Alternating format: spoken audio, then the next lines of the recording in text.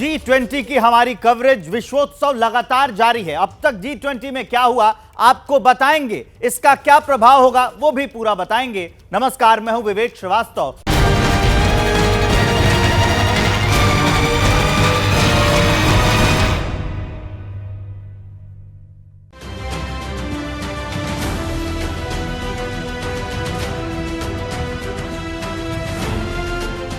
हमारी टीम्स के हार्डवर्क से और आप सभी के सहयोग से नई Delhi G20 leaders summit declaration पर सहमति बनी है।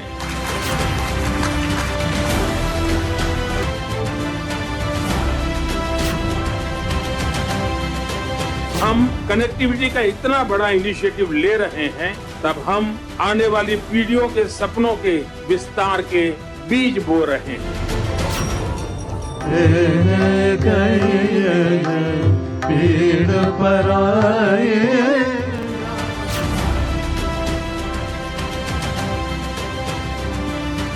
मैं G20 समिट के समापन की घोषणा करता हूं। One earth, one family, one future का रोड मैप सुखद हो।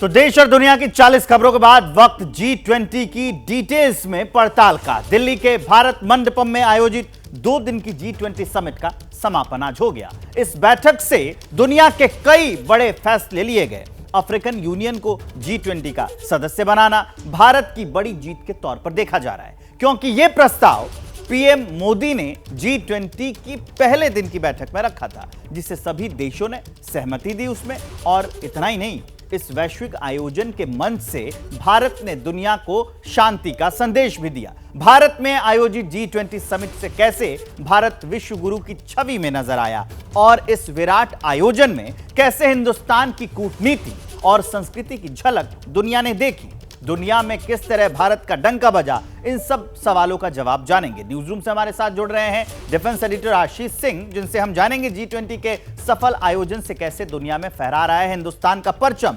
और न्यूज रूम से ही हमारे साथ मौजूद हैं एडिटर फॉरेन अफेयर्स के आशीष कुमार सिंह, जिनसे जानेंगे G20 के इस आयोजन में मोदी की डिप्लोमेसी का क्या असर होगा। राजघाट पर राष्ट्र प्रमुखों को साथ लाकर भारत ने कैसे दुनिया को शांति का संदेश दिया, इस पर बात करेंगे नीरज पांडे से। और जैनेंद्र कुमार हमारे साथ होंगे, वो हमें बताएंगे G20 समिट के दौरान कैसे भारत की संस्कृति की झलक देखने को मिली है। लेकिन बुलेटिन की शुरुआत करेंगे हम इस बड़ी खबर के साथ। भारत में आयोजित G20 का समापन हो गया है। भारत ने ब्राजील को अब G20 की अध्यक्षता सौंप दी है। 2024 में ब्राजील में अब G20 समिट होगी। G20 की बैठक में पीएम मोदी का एक बड़ा बयान कि यूएनएससी के स्थायी सदस्य अब बढ़ाए जाएं, यह प्रधानमंत्री नरेंद्र मोदी ने कहा। बदलाव के साथ स्थायित्व भी जरूरी है, वैश्विक मुद्दों पर अमल की जरूरत है। नवंबर में G20 का वर्चुअल सेशन हो, यह भी प्रधानमंत्री नरेंद्र मोदी ने कहा कि अब वर्चुअल सेशन नवंबर में कराया जाए। हमारी ये जिम्मेदारी है कि जो सुझाव आए हैं उनको भी एक बार फिर देखा जाए कि उनकी प्रगति में गति कैसे लाई जा सकती है।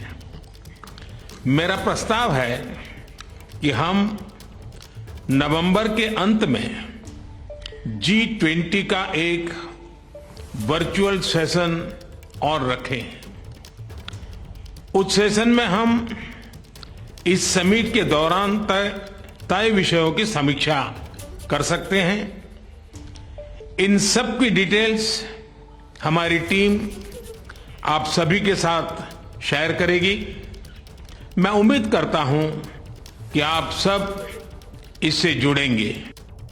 तो पीएम मोदी ने कहा है, इस बात का प्रस्ताव रखा है कि नवंबर में एक वर्चुअल सेशन रखा जाए कि अभी जो रणनीति बनी है उसके बारे में भी बातचीत की जाएगी। 4 तस्वीरें टीवी स्क्रीन पर आपको दिख रही हैं, वो 2022 का साल था जब भारत को G20 की अध्यक्षता मिली थी। अब शानदार आयोजन का यादगार समापन हुआ। भारत ने अब ब्राजील को G20 की अध्यक्षता सौंप दी, यानी कि 2024 में ब्राजील में G20 समिट का आयोजन होगा।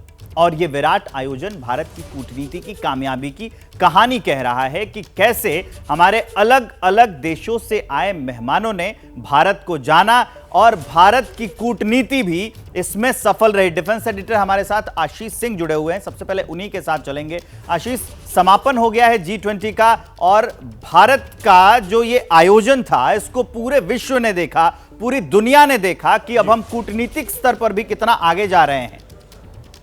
बिल्कुल, दो बातें, एक प्रमुख अगर हाईलाइट अगर देखें, टू मेजर टेकअवे जिसे कहते हैं भारत की अध्यक्षता वाले G20 में, सबसे पहला जहां दुनिया सोचती रही कि रशिया और यूक्रेन के बीच में मध्यस्थता कौन करेगा, भारत ने एक्चुअल जिसे गोइंग टू द कोर कहते हैं ना, जिसे जड़ में जाकर एक प्रमुख बात को समझ के उसे करना, वो भारत ने कर दिखाया। रशिया और यूक्रेन के बीच तो प्रमुख जो विशेष तौर पर युद्ध हो रहा है वो तो ऑन ग्राउंड है, लेकिन जो राइवलरी है वो वेस्ट और रशिया के बीच में है और एग्जैक्टली वहां पर मीडिएशन जिसे कहते हैं, निगोशिएशन जिसे कहते हैं, वो भारत ने करके दिखा दिया। इससे हुआ क्या है? उससे हुआ यह है कि अब आने वाले विश्व के कोई भी बड़े संकट को लेकर पूरे विश्व का भारत पर बहुत ज्यादा विश्वास हो गया है कि कोई एक देश है, कोई एक लीडर है जैसे प्रधानमंत्री मोदी हैं, कोई एक टेबल है जैसे एक रशिया टेबल कहते, मॉस्को टेबल कहते हैं, वॉशिंगटन टेबल कहते हैं, अब ये एक न्यू दिल्ली टेबल हो गया है डिप्लोमेसी की लैंग्वेज में कि न्यू दिल्ली टेबल पर आप बैठ जाइए तो विश्व के बड़े बड़े कॉम्प्लिकेटेड इश्यूज भी रिजॉल्व किए जा सकते हैं। द किंग ऑफ कंसेंसस के तौर पर भारत उभरा है अंतर्राष्ट्रीय मंच पर। दूसरा बड़ा टेकअवे अगर आप देखें तो इंडिया ने जो एक बार सेटिंग द स्टैंडर्ड्स हाई जिसे कहते हैं ना अंग्रेजी में कहावत, वो भारत ने कर दिया। उसका प्रेशर ब्राजील पर दिख भी रहा था क्योंकि उन्हें पता है कि अगले साल जुलाई में उन्हें G20 होस्ट करना है। इंडिया ने न केवल सिंबल के तौर पर, न केवल प्रोजेक्शन के तौर पर, बल्कि सब्सटेंस के तौर पर भी, आउटकम्स के पॉइंट ऑफ व्यू आप देखिएगा कि G20 के सबसे अब तक के इतिहास में सबसे बड़ा और सबसे सफल आयोजन दोनों रहा, इसे माना जा रहा है। आप आशीष हमारे साथ बने रहिए। इस बीच एक बड़ी खबर दर्शकों को बता दें कि फ्रांस के राष्ट्रपति ने पीएम मोदी की तारीफ की है। मैक्रो ने कहा है कि प्रधानमंत्री मोदी को वो धन्यवाद देते हैं। भारत ने G20 से एकता और शांति का संदेश दिया है, यह कहना है फ्रांस के इमैनुअल मैक्रो का। G20 का आयोजन सफल रहा, यह कहा है, और यह संदेश पूरी दुनिया में गया है कि भारत की अध्यक्षता में जो G20 हुआ, यूएस ने भी इसका लोहा मान लिया है। अमेरिका ने राष्ट्रपति बाइडेन का बयान जो है वो छापा है और ये अमेरिका से बयान है, G20 गंभीर मुद्दों को हल कर सकता है। इस साल के सम्मेलन ने ये साबित कर दिया है, जो बाइडेन का ये बयान है। आशीष कुमार सिंह हमारे साथ जुड़े हुए, उनके पास आपको लिए चलते हैं। G20 गंभीर मुद्दों को हल कर सकता है और ये बयान तब आया है जब भारत में उसका आयोजन हुआ, और आज रूस के जो मीडिया चैनल्स है, जो वहां की मीडिया है, उसने भी तारीफ की है। पश्चिमी जो मीडिया है वो भी शायद अब इसकी तारीफ करेगा। आशीष जी हाँ, बिल्कुल। देखिए, कॉन्फ्लिक्ट रेजोल्यूशन में मुझे लगता है कि हिंदुस्तान अब सबसे बड़ा देश बनकर के सामने आया है। सिर्फ जो बाइडेन और फ्रेंच प्रेसिडेंट ही नहीं, मैं आपको बताना चाहूँगा विवेक कि यूके के प्राइम मिनिस्टर ने, तुर्की के प्रेसिडेंट अभी प्रेस कॉन्फ्रेंस कर रहे हैं, उन्होंने भी भारत के इस अध्यक्षता की तारीफ की है। रशिया ने तारीफ की है जिसका जिक्र आप कर रहे हैं। तो ये बिल्कुल स्पष्ट दिखाता है कि जो शुरुआत में ही उद्देश्य था कि ग्लोबल नॉर्थ और ग्लोबल साउथ को इकट्ठा ले आया जा सके, जो दूरियां उसको पाटा जा सके, यूक्रेन और रशिया के वॉर को देखते हुए किसी तरह से पीस का संदेश दिया जा सके, और खास करके कोविड के बाद जो संकट आर्थिक दृष्टि से दुनिया के सामने आया है, इनको एड्रेस करने में भारत की प्राइम भूमिका हो, उसको प्रधानमंत्री नरेंद्र मोदी ने करने में मुझे लगता है कि बिल्कुल हाईएस्ट डिग्री सक्सेस पाई है। इस वजह से सभी नेता, बड़े बड़े टॉप लीडर्स तारीफ कर रहे हैं जिस तरह से अध्यक्षता की गई। आशीष बिल्कुल ठीक कह रहे थे कि ये ओनस हम पर था कि हम आखिर G20 को किस तरह से यहाँ पर ऑर्गेनाइज करें। जिस स्केल पर प्रधानमंत्री मोदी और भारत ने इसको करके दिखाया है, निश्चित तौर पर ये बिल्कुल स्टैब्लिश होता है कि भारत की जो पोजीशनिंग पहले से ग्लोबल स्तर पर थी, वो मुझे लगता है कि अब कहीं और बढ़ गई है। और प्राइम मिनिस्टर मोदी, एक तरह से मैं फिर रिपीट करूंगा कि दुनिया में, विश्व में एक चीफ नेगोशिएटर के तौर पर विश्व पटल के सामने अब आ रहे हैं। तो इस तरह से हमारा जो ये आयोजन था वो बहुत सफल रहा। तो भारत ने G20 समिट के आयोजन के दौरान दुनिया को शांति का संदेश दिया। आपको हम उन तमाम राष्ट्राध्यक्षों की तस्वीरें दिखा रहे हैं जो आज राजघाट पर पीएम मोदी के साथ बापू को श्रद्धांजलि देने पहुंचे थे। पीएम मोदी के साथ G20 ग्रुप में शामिल देशों के राष्ट्राध्यक्षों ने बापू को नमन किया। हम उसी की तस्वीरें आपको दिखा रहे हैं। नीरज पांडे हमारे साथ जुड़े हुए हैं। नीरज, जाके बापू को इन लोगों ने नमन भी किया और पीएम मोदी ने खादी की शॉल भी भेंट की। तो एक भारत पूरा विश्व अपने साथ ले गया है। देखिए विवेक, राष्ट्रपिता महात्मा गांधी के बहुत ही पॉपुलर कोट्स हैं। उन्होंने कहा था कि व्यक्ति महान पैदा नहीं होता, व्यक्ति महान अपने विचारों से होता है और व्यक्ति विचार के सिवाय कुछ भी नहीं है। और इसी शब्दों की वजह से पूरे विश्व को राष्ट्रपिता महात्मा गांधी ने शांति का संदेश दिया।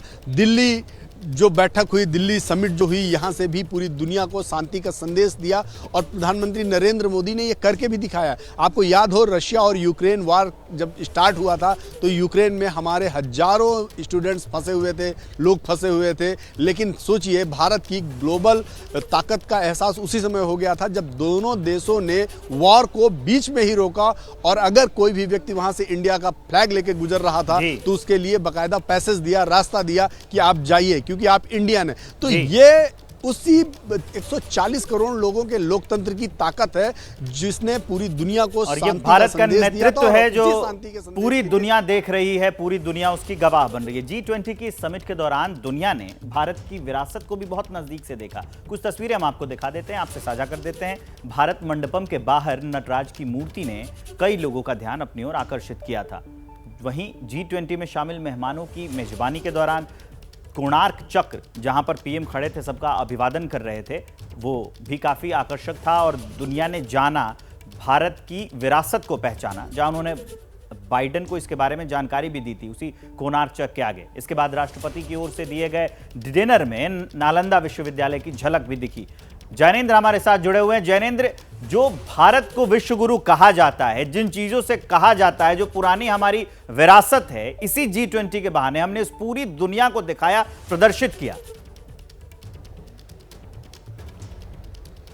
बिल्कुल कोई भी मौका नहीं छोड़ा गया। जो शिखर सम्मेलन के दौरान हमने चाहे वो नटराज की मूर्ति देखी हो या फिर प्रधानमंत्री ने भारत मंडपम में तमाम राष्ट्राध्यक्षों का जो स्वागत किया, उसके बैकड्रॉप पर नालंदा विश्वविद्यालय के अवशेष रात के डिनर के समय दिखे।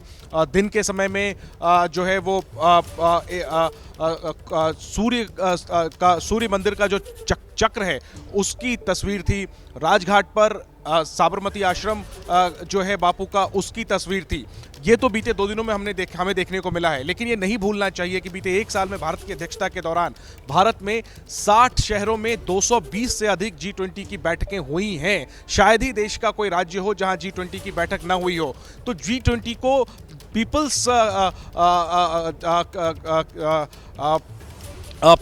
पीपल्स ऑर्गेनाइजेशन और पीपल्स समिट प्रधानमंत्री ने बैठक में भी करार दिया और कुल मिलाकर के वो बीते 1 साल में विभिन्न कार्यक्रमों के जरिए भी इस बात को दिखाने की, इस बात को आम लोगों तक ले जाने की कोशिश की और भारत की विविधता को विश्व तक पहुंचाने की कोशिश की। और आखिरी बात विवेक, समिट स्थल पर एक तरफ तो बैठक हो रही थी, दूसरी तरफ इंटरनेशनल मीडिया सेंटर के साथ में एक हॉल में 2 बड़े स्टॉल लगे हुए थे। एक तरफ कलाकृतियां, देश की जो हस्तकला है उसकी प्रदर्शनी लगी हुई थी, दूसरी तरफ जो डिजिटल कलाकारी हमारी डिजिटल इंडिया, मतलब हम दुनिया को ये संदेश देना चाहते थे कि हम अपनी विरासत को वैसे ही समेटे हुए हैं और दुनिया में टेक्नोलॉजी के साथ कदम लगाकर, कदम से कदम मिलाकर एक साथ आगे की ओर बढ़ते जा रहे हैं। इसी बीच एक और तस्वीर हम आपको दिखा रहे हैं। ये तस्वीर है जब प्रधानमंत्री नरेंद्र मोदी जो हैं वो रूस के विदेश मंत्री से मिल रहे हैं, मुलाकात हुई और रूस ने इसकी तारीफ भी की है। आशीष सिंह हमारे साथ जुड़े हुए हैं। रूस ने आज तारीफ भी की है, रूसी मीडिया ने खूब लिखा। और अभी से कुछ देर पहले जब रूस के विदेश मंत्री बोल रहे थे तब उन्होंने भारत का धन्यवाद भी किया और कूटनीति की तारीफ भी की है। देखिए, टोटल विन विन सिचुएशन था रशिया के लिए। जिस कंडक्ट को प्रधानमंत्री मोदी इस तस्वीर में दिखाते हुए नजर आ रहे हैं वो उनकी पर्सनल केमिस्ट्री और उनका पर्सनल अप्रोच टुवर्ड्स रशिया ज़रूर दिखाता है। लेकिन हमें नहीं भूलना चाहिए कि एज ओल्ड हिस्टोरिक रिलेशन है भारत और रशिया का, और यही वजह है कि किसी भी कीमत पर भारत नहीं चाहता था कि रशिया को व्लादिमीर पुतिन के एब्सेंस में किसी भी तरह से नाराज किया जाए। और इसीलिए आप देखिए कि डिक्लेरेशन में रशिया का नाम लेके उसे कंडेम भी नहीं किया गया था। इसी की बानगी आपको इस तस्वीरों में बानगी हमें देखने को भी मिली है। आशीष की इस तरह से मुलाकात हुई और उसके बाद आज खूब तारीफ की है रशिया ने। जैसे ही घड़ी का काटा दोपहर 2:30 पे आए, बबीता जी का दिल सास बहू साजिश के लिए मचल जाए। और ये है इनकी बहू, पूरे दिन ऑफिस की टेंशन हो जाए गॉन जब ये करें अपना फेवरेट शो फ्री टाइम पे ऑन। इनकी तरह आप भी देखें अपना फेवरेट शो अपने टाइम पर और डाउनलोड कीजिए एबीपी लाइव ऐप अपने स्मार्ट टीवी पर।